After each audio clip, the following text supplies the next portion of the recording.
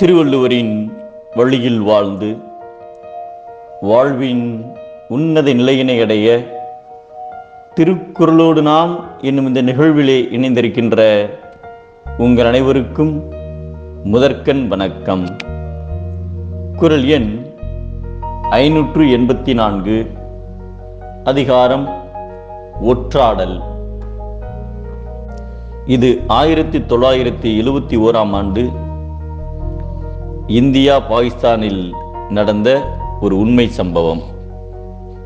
ஒரு பெண் காஷ்மீரில் உள்ள கல்லூரியில் படித்துக் கொண்டு வந்தார். அப்போது இந்தியாவின் உளவாளியான அவரது தந்தைக்கு புற்றுநோய் உள்ளது தெரிய வந்தது.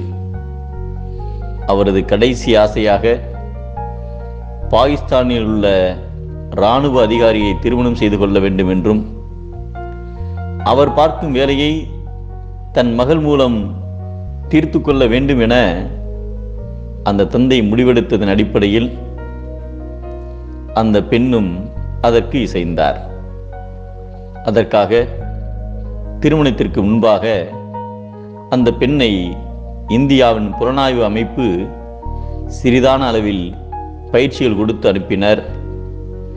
திருமணமான பின்பு அவளது புதிய குடும்ப உறுப்பினர்கள் மற்றும் நண்பர்களிடம் மிகவும் நெருக்கமாக பழகி அவர்களது நம்பிக்கையை அந்த பெண் பெற்றார். அதே சமயத்தில் அங்குள்ள தகவல்களை அவர் அறிந்து வந்துள்ளார். அப்போது ஒரு நாள் ஒரு முக்கிய தகவல் கிடைக்கிறது. அந்த தகவலில் INS விக்ராந்த் என்ற பெருமை வாய்ந்த இந்திய கப்பலை நீர்மூழ்கி கப்பலின் மூலம் தகர்க்க சதி செய்வதை அவர் அறிந்தார். அதை தக்க சமயத்தில் இந்தியாவிற்கு தெரிவித்ததால் அந்த கப்பல் தகர்க்கப்படாமல் பல உயிர்கள் காப்பாற்றப்பட்டது.